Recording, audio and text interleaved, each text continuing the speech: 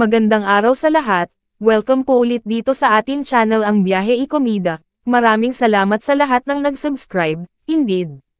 Punta tayo sa ating topic, April 12, 2025. Jackie Lu Blanco, inalala ang payo mula sa ina na si Pilita. Schedule ng wake para kay Pilita Corrales, alamin dito. Tuloy ang performance ni Jackie Lu Blanco sa final weekend ng kanyang play na The Foxtrot kasama si JC Santos sa Mirror Theater 2 sa Barangay Poblacion, Makati City.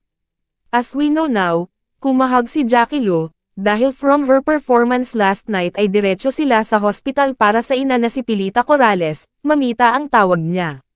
Pumanaw si Tita Pilita nitong April 12, 2025, Saturday morning. Ang sabi ni Jackie Lu sa akin, Mamita has always taught us that despite the challenges, the show must go on, and doing the show is the best way for me to honor her. True enough, ang sabi ni Isalita na kasama sa unang play na Let's Do Lunch kay Jackie Lu, you are loved. You are a true professional. As you said, you honor your mom by being here. We are here for you. Ang sabi naman ni Bibot Orteza na pinanood din si Jackie sa matinee show nitong Sabado, caught Jackie Lu Blanco's performance in Theater Tita's The Foxtrot, and wow, Pilita Corrales was beaming with pride from heaven. Standing ovation ang mga tao sa The Foxtrot nina Jackie Lu at JC. From the play, tumuloy si Bibot sa wake ng apo ni Kichi Benedicto at sesegue siya sa cremation ni Tita Pilita after.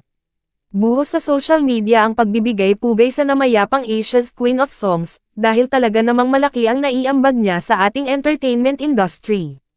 Ang cute nang ipinost ni Jericho Rosales sa kanyang Instagram account kung saan may video siya ng kanyang inang sinasabayan ang pag-awit ng kantang, Pipat, ni Pilita Corrales. Katabi niya sa upuan si Janine Gutierrez na nakangiti. Sabi ni Jericho sa caption ng kanyang IG post, 3 white hearts, and big hugs to the family of a legend and most beloved singer of my mother. Her songs went beyond memory. It was a great honor to have met her. Maraming salamat po #Pilita Corrales #Asia's Queen of Songs.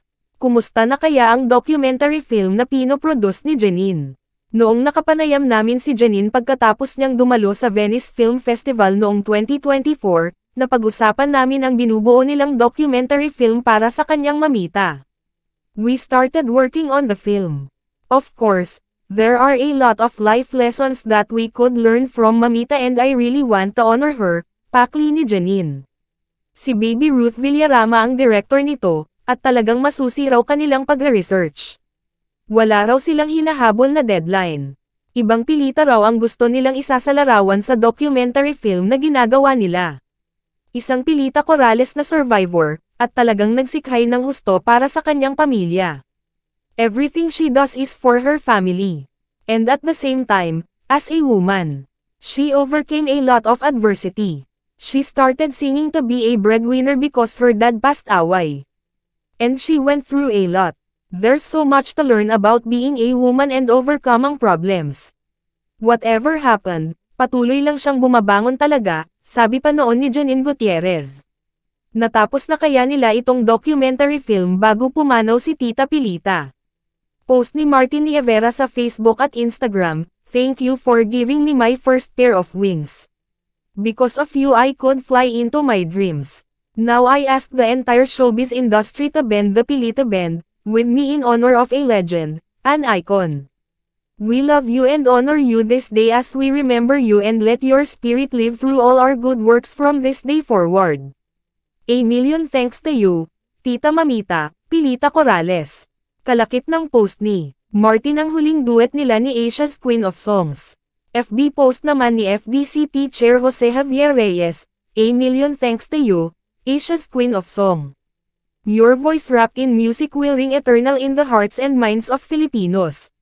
Now sing with the angels to give joy to our Father." Ang LeMay ay sa The Heritage Park, Fort Bonifacio, Taguig City.